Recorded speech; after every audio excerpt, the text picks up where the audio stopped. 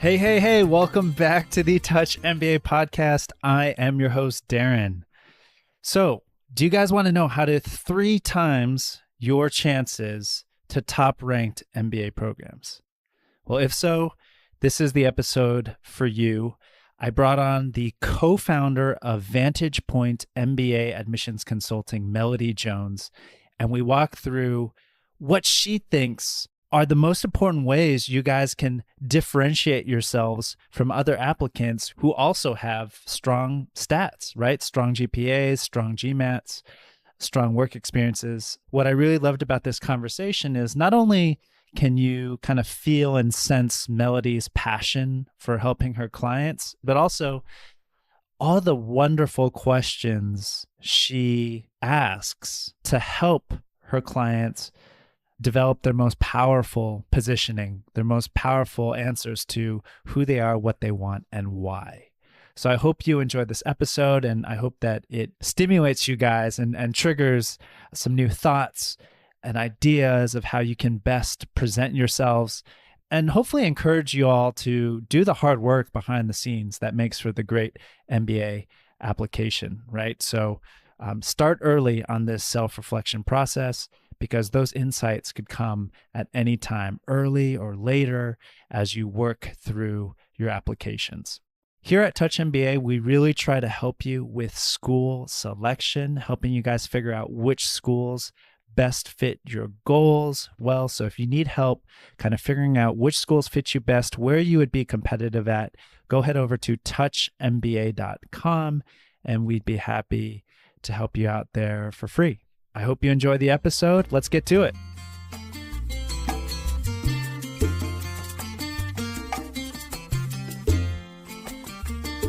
My next guest is the co-founder of Vantage Point MBA Admissions Consulting, a well-known and top-ranked admissions consulting firm. I'm really excited to have her on the show because, well, to talk about all sorts of things, but I know that her firm helps clients 3x their chances to top 15, top 20 programs. So that's really what we're going to dig into. And I'm excited that she's on the show. Melody Jones, welcome to the Touch MBA podcast. Wow, amazing. Thanks, Darren. Thanks for that awesome introduction. Melody, could you tell us a little bit more about what you were doing before you founded Vantage Point? Sure. I might even rewind a little bit further than that and just tell you a slightly more involved story, just because I think my background is a little bit unique, but also relatable. And I think for a lot of folks out there that are wondering, do I even belong in a top MBA program? Do I even have what it takes to get in? And hopefully this inspires you to say, yes, someone who took the path less traveled, was able to be very successful in the process, and so can you. I know we were talking about this before we recorded the show, but I actually grew up in France for the majority of my childhood. My father's a scientist. His work took him abroad, and 2 of my sisters were actually born there.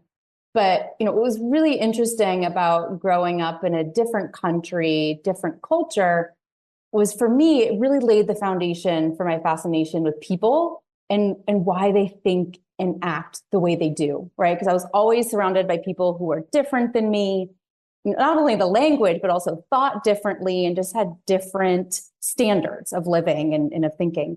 And for me, instead of judging, it just was a source of infinite curiosity. I was always asking why? And I'll leave that there. And there's a reason why. I'm going to come back to this.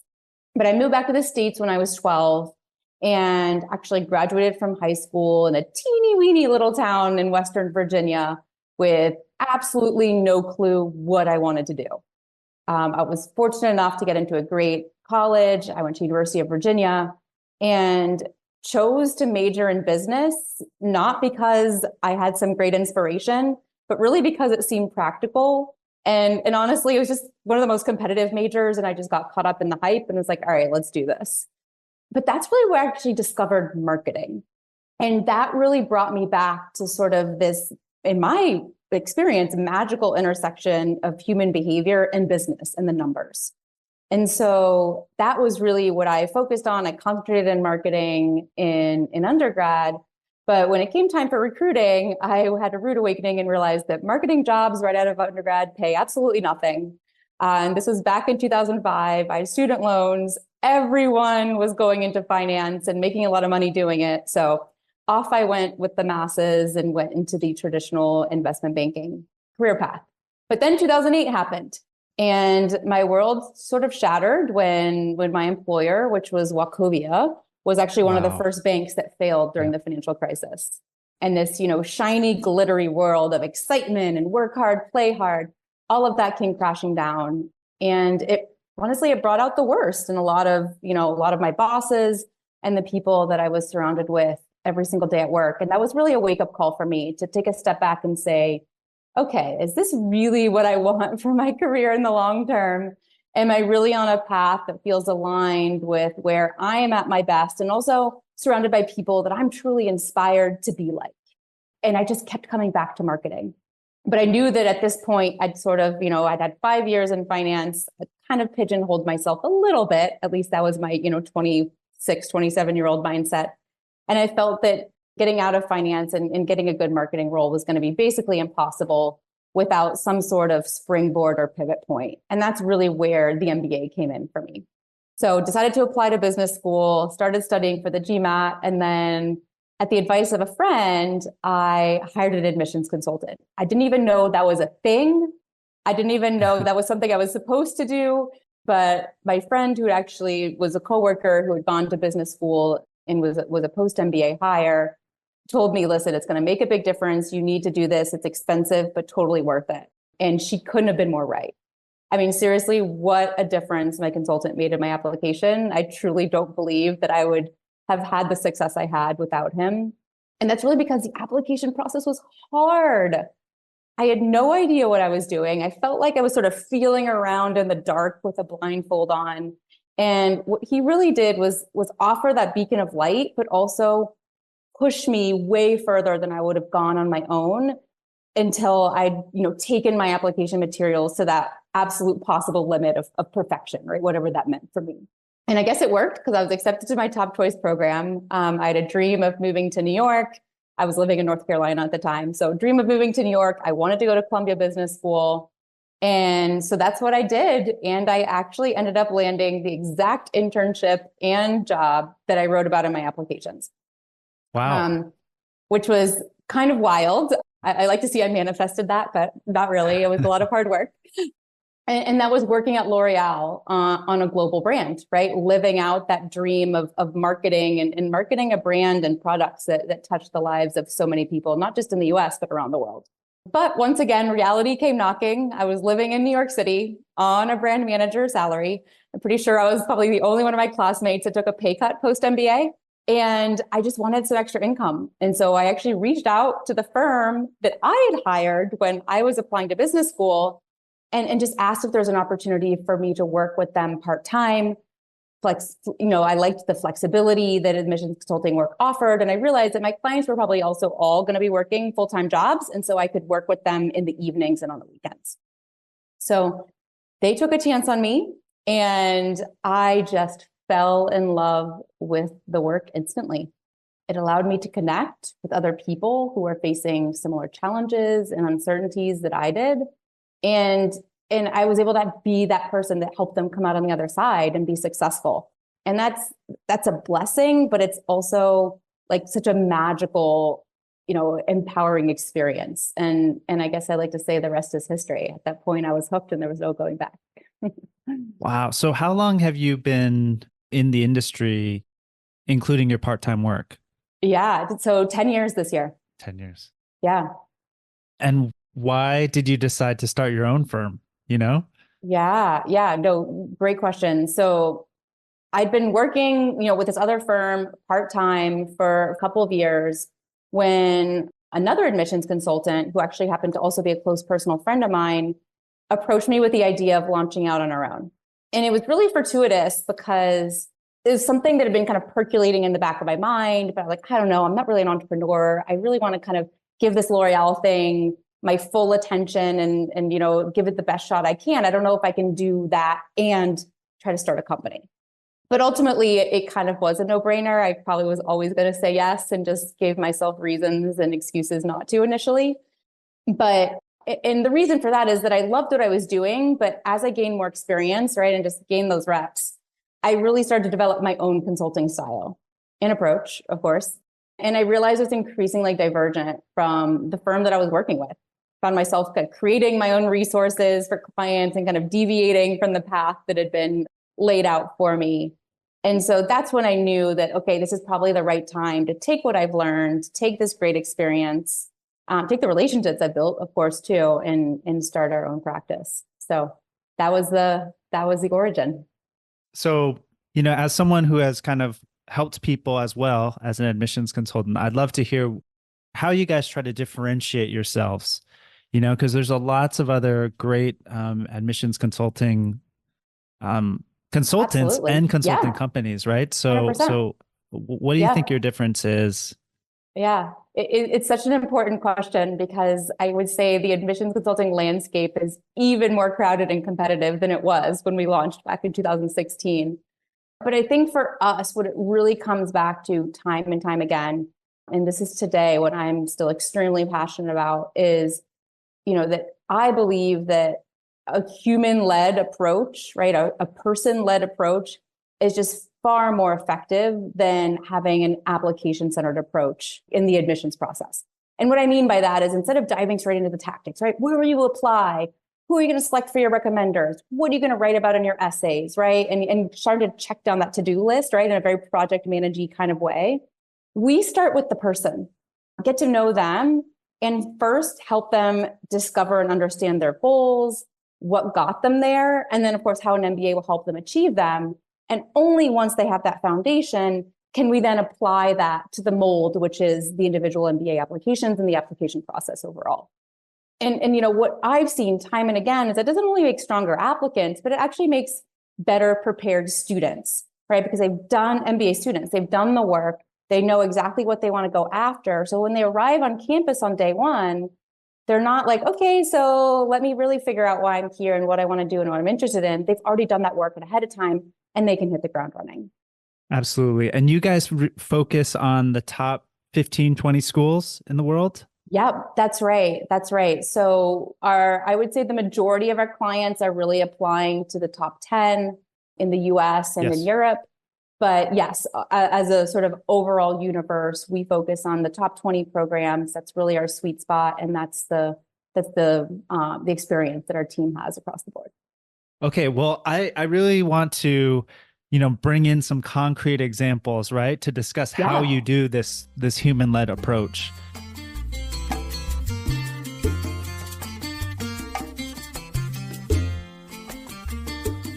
Doing my own research on you and your company, what really stood out to me was kind of how you guys have a track record of 3 timesing applicants' chances to these top 10 schools, right? So just to kind of sum up what you have on your site and for our listeners, because they can't see it, I think your typical client that you work with has around a 720 GMAT versus the top 10 average of 729. Your typical client has a 3.5 GPA versus a top 10 average of 3.6. And your acceptance rates are 60% plus versus 16% for the average at the top 10 programs. Just so, I want our listeners to know when you say 3X success factors, those are still some pretty strong GMAT scores and pretty strong GPAs, but of course those are averages. Let's talk about what you think those success factors are. Yeah. And just to that point, before I go in there, what's wild to me, and this is actually a stat that we share on our onboarding email with every single person that reaches out to schedule a consultation with us.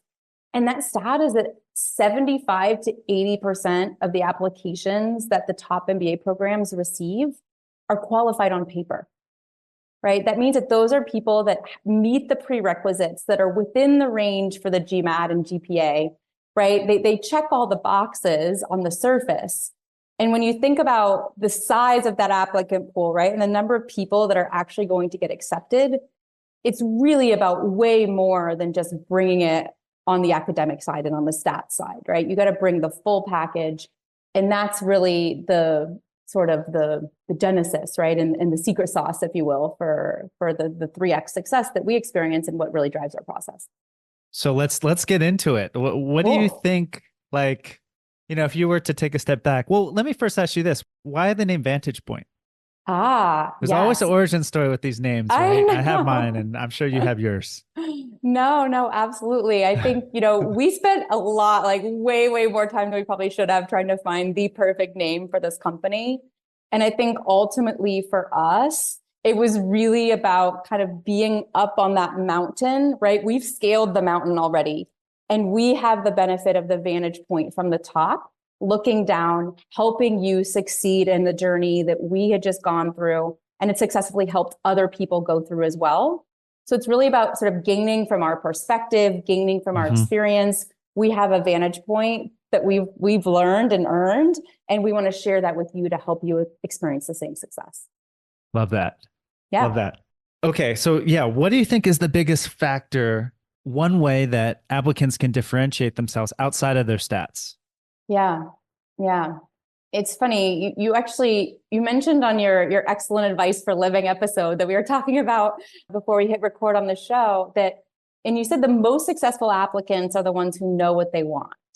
And that really, really resonated with me because I couldn't agree more. But I think I'm actually going to take that a few steps further and assert that the most successful applicants know who they are. They know what they want and why. And those three things are really what I believe to be the foundation of our process and what you would call the success factors, right? They all exist together. They really can't exist independently, but all three are really essential for a strong, compelling, competitive application. Hmm. So let's start with the first one, Yeah. who they are. I mean, this has always been such an interesting question for me because obviously the MBA is a very transformational program, Yep. but you're kind of asking for applicants to know who they are, what they want to get out of the program, but yet you're also asking them to be open to change and Yeah. perhaps going directions they may not have even considered before, right? So Yeah. how do you advise your clients to get a better grasp of who they are and to express that? Yeah. Yeah. Let's start with maybe some of the preconceived notions or myths that you mentioned around who they are, right? Because I think that the who they are piece has a lot of different synonyms in the industry, right? It can be personal branding, it can be positioning, it can be your story, it can be all these different things. But at the end of the day, it really does boil down to knowing yourself and having that self-awareness. And self-awareness doesn't mean that you are fixed, that you are constant, you're not allowed to change. Whatever you are today has to remain into perpetuity and it's fixed forever, right? But it does require self-awareness, self-reflection, and a strong sense of this is what I stand for, and maybe this is what I don't stand for, right? I Mm-hmm. like the word personal branding because I think everyone understands what a brand is. Even if you can't really define it, you just know what that means, right? A brand Yes. stands for something. It knows what it is, it knows what it isn't. And Yes. so that's really what I'm challenging my clients to get clear on is, don't stand for everything because you're going to be completely forgettable and stand for nothing, right? You want to have like a thing or a couple of things that are really distinct to you that you've taken beyond the bare minimum that have been defining of your personality, of your perspective, of your experiences, of your skills. And how, of course, is that going to be relevant to an MBA audience whose job is to shape a dynamic and diverse class? Yeah. So how can someone express what they stand for in an MBA application? Yeah. I mean, it sounds I like a mean, basic question, but it's actually not so simple. no, it's not. I mean, I think you first need to get clear on what that is, right? And then find the stories within your experience and within your background that bring that to life, right? Like I'm just going to name a few examples of brands or Please. things that people stand for as applicants, right? You could have the women's equality and finance warrior, or the Mm-hmm. Mm-hmm. connector who bridges differences to unite others around a common goal. Or maybe you have a bold initiative taker who solves problems that other people had shied away from in the past. And those are repeated themes that has either been the driver for someone's decisions or the way that they've shown up in multiple different situations. And then as you start to tease out the different stories or experiences from that person's life and career that support the theme, all of a sudden, through that repetition, you start to define and clarify the picture of the brand and get clear on who that person is. I love that. So do you think the brand has to be tight? I mean, it has to be one noun, so to speak. Well, an adjective and a noun, right? Essentially. Versus, okay, Yeah, I can be, the really analytical marketing person plus, I don't know, like team captain leader. I'm just throwing sure. out something at the top of my head. Or do you Yeah. think that's too No, hard for people to remember? you know, listen, nobody is like unilateral, right? People have multiple facets. And if there are two like equally competing factors or forces within your life and within your experience that need to live together in order to paint the full picture, I think that works. I think you got to be specific. And once you start bringing in three things, four things, five things, then you're just muddying the waters. And again, you stand for nothing. But I think sometimes bringing that contrast between two things is actually very differentiating and can really paint a picture of a distinct point of view. I mean, do you have an example at the top of your head of perhaps a client you worked with that struggled with this part of the application that you helped? Yeah, I mean, honestly, everyone does. Everyone does. I think it's really, really hard, particularly as a 20-something-year-old, right? You've been on the go since college, probably before college, starting in high school. It's just been go, go, go, one achievement after the next. And I think it's really hard to take a step back and actually think back on like, well, why did I do that? Or what was I really thinking? And how did that lead me to act in a certain way? So I think everyone struggles with that to some extent, some more than others. But that's really the space that we give to our clients, particularly at the beginning of any engagement, is to do that self-reflecting work, right? And to ask those tough questions. And sometimes hindsight, it really is 2020, right? You might not have realized something at the time, but looking back, you're like, now I get it. But I think, all of our clients struggle to some extent really knowing what their point of differentiation is. And more importantly, and this is kind of the next topic that we're going to talk about, is where they want to go next. And how do you bring those two together? I think some clients, I'll walk you through kind of a specific example of a particular client, and then you can kind of jump in with any questions. But we had a client I worked with a couple of years ago who came to us saying, listen, I am plain vanilla. I am, a dime a dozen in my industry. Everyone from my industry is applying to business school. I kind of have an idea of what I want to do, but again, that's not differentiated either. So I really need you to help me stand out and help me figure out what I stand for. And so, for him, we talked a little bit about work experience, but pretty quickly we shifted the conversation and said, okay, let's talk about personal. Right? Your work experience, it checks the box. He'd worked at a rating agency for a few years. He'd worked at a bank before that. Pretty standard career progression, and everything was sort of average, right? Average GPA, average test scores. And so as we started exploring more about his personal background, we learned, or I learned more about his experience as an immigrant to the US. He moved here when he was 9. Face language barriers and challenges around assimilating into a new country when you're that age, and really how that experience shaped his values and outlook. But even more than just the personal challenges he faced, he was very deeply impacted by the sacrifices that his parents had to make in order to come to the US and create and build a better life for him and his sister. And he had a deep sense of gratitude for the sacrifices that they made, And he very much in his own life subscribed to that philosophy, right? That you have to make the tough decisions now. You have to do the hard work now in order to have longer term payoff. And sometimes it's not even payoff for you, it's payoff for the next generation. And that had really been a consistent theme in some of the career choice that he made, some of the projects he pursued when he was at the rating agency. But then also as he was looking forward and wanting to work in investment management, we started to put the pieces together and say, okay, how does that long-term lens apply to moving to the buy side and working in investment management?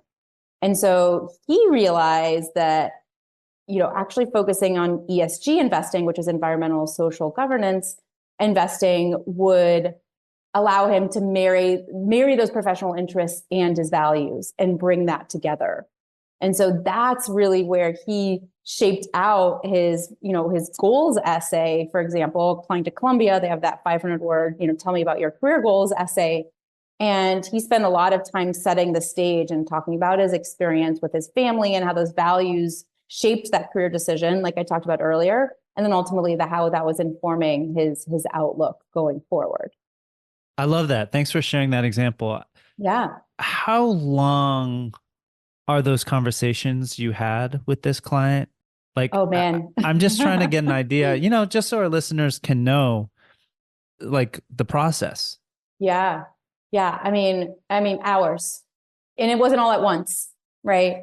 It was a series of phone calls. We do have a structured exercise that our clients work through to start kind of getting the wheels turning on that introspection. And that serves as the foundation for the conversation. But ultimately, I would say this was probably a series of like 5 or 6 1-hour coaching calls that we had up front. And then as the process moved along, sometimes these things morph and shape, right? As you start answering specific essay questions, or as you have an insight that comes to you later in the process that might help you, mold things a little bit differently. I mean, for those listeners who might not be able to work with an admissions consultant this round, could you leave them with 1 or 2 questions that you think are really helpful or that you've seen to be very effective for helping applicants? Yeah. I mean, I think one sort of piece of it when you look back and try to figure out, okay, what do I stand for, right? And that's a particularly important exercise if you're applying to Harvard or Stanford that have these, very personal essay questions.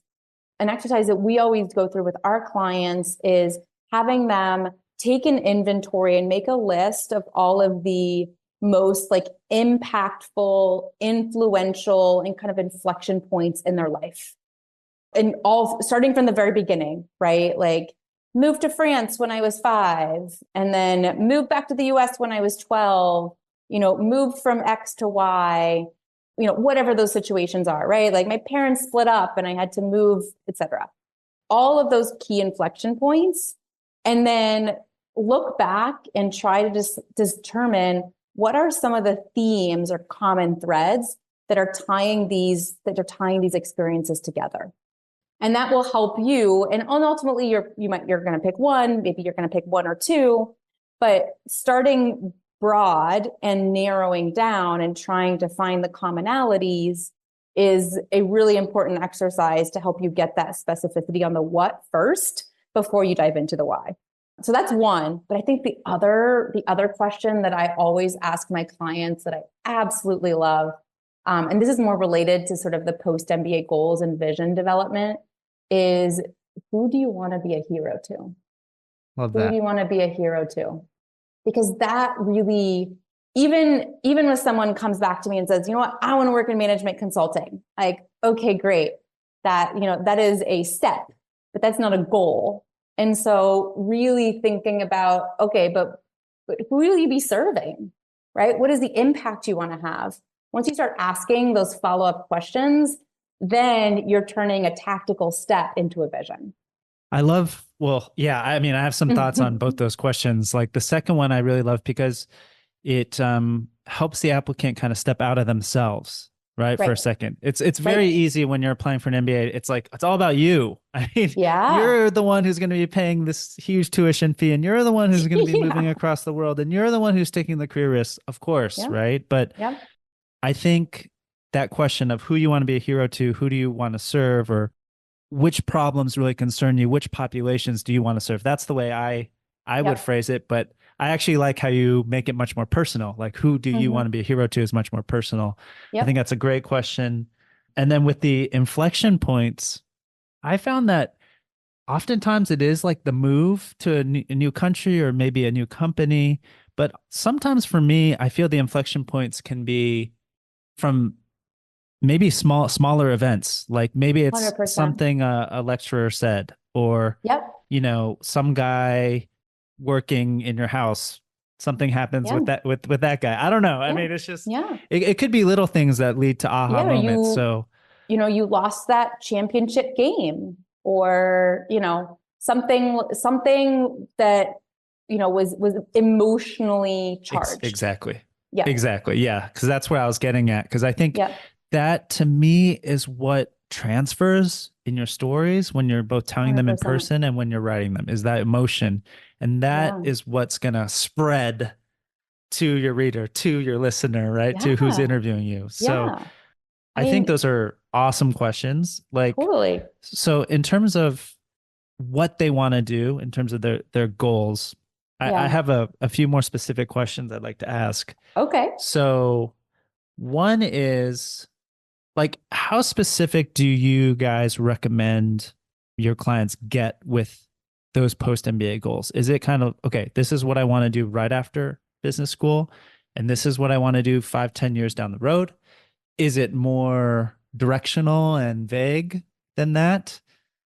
I would love to hear your Yeah. thoughts on that. Yeah. No, that's a great question. And it's interesting because I think MBA programs have different philosophies about this as well. And so sometimes even the same applicant might take a different approach in framing up their goals for different schools. But my recommendation and the process that we go through with our clients around career goal development and vision development is a balance. It is a balance between specificity and being visionary and being ambitious. I think short-term goals, you do want to be specific, right? I mean, business school admissions committees are not particularly, risk hungry. They want to feel like, okay, this person's goals are achievable. Our school is positioned to help them achieve them. And this candidate is going to be competitive in that job market and attractive, of course, to the recruiters. And so specificity and around short-term goals is something I really push our clients on. But around longer term, I don't like to put a time limit on it. It can be 10 years, it can be 20 years, it could be less than that. But for me, it's really about what is that sort of that vision, that North Star? What is that compass pointing towards that is going to feel like success to you based on what you know right now and based on what you're passionate about, based on that, right, that personal brand that we developed, or that, that thing that you stand for, those qualities or that vision. And how does that drive you in the impact you want to have in the long term? And that one is very much outward looking, right? It's not as much about, I want to be the CEO so I can leverage my leadership skills, right? It's more about how can I, drive change or help solve a problem or capitalize on an opportunity in a unique way based on my experience and skills. A lot of great tips there, guys. I hope you rewind that part and play it back.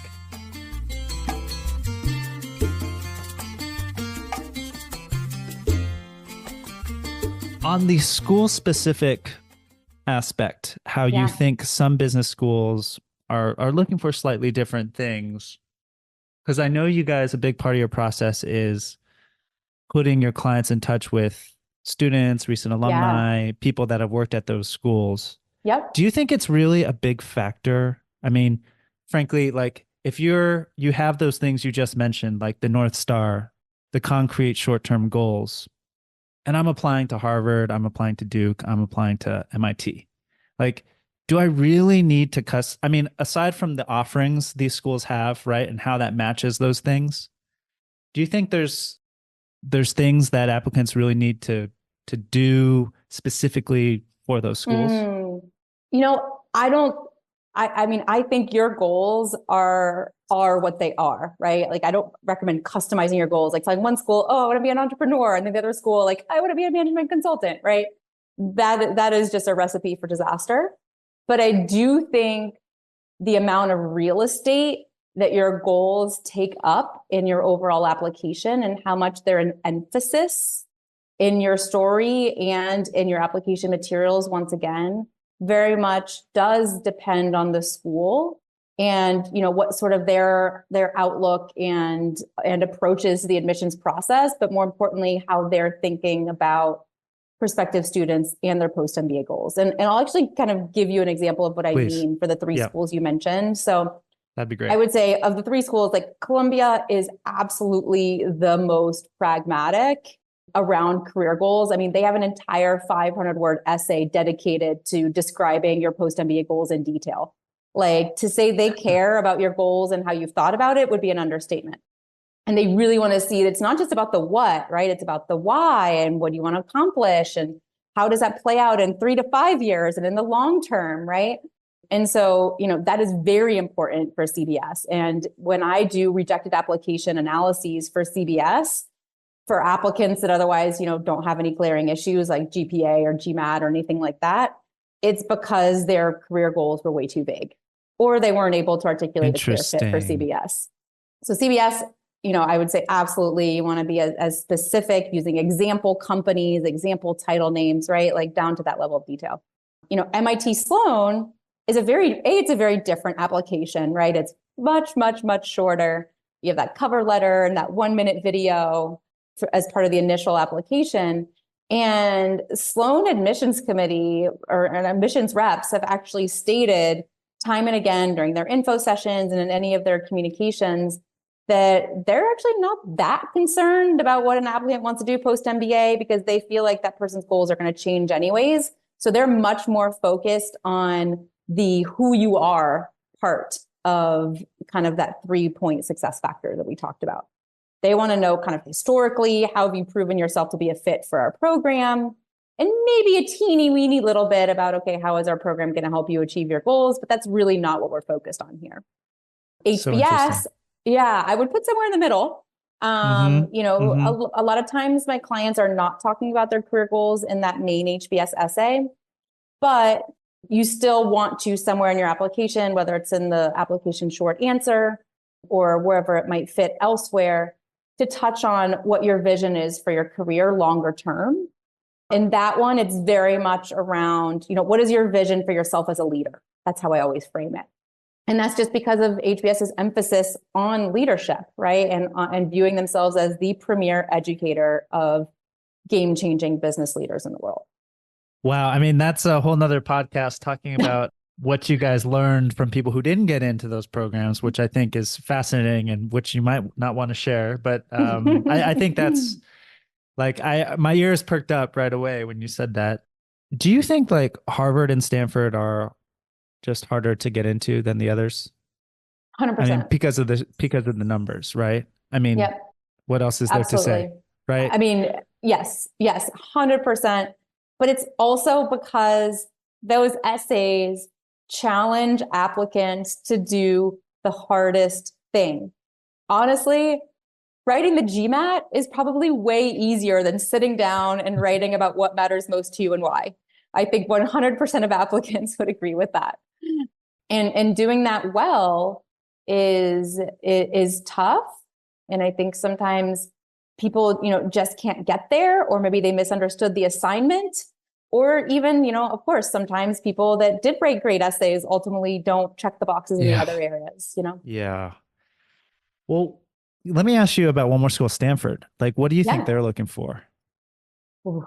I mean, Stanford is all about visionary change, right? Independent thinkers, people that break the mold and have a proven track record of doing so, but at the same time, have that sort of balance or prioritization, I would say, of EQ over IQ, right? EQ over profits, really caring deeply about others and the impact you have on others, and being able to rally and influence others, right? Ultimately around developing a solution or bringing about an outcome that's for the betterment of all, not just the betterment of one.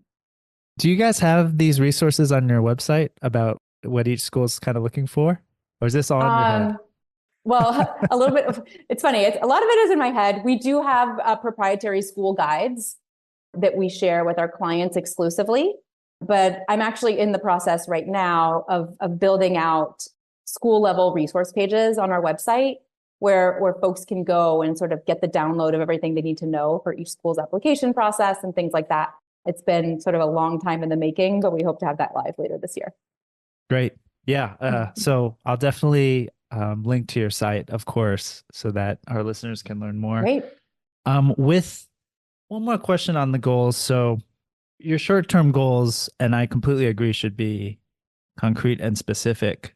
But if you look at most business schools, I mean, it's like consulting, finance, tech, and then other stuff, right?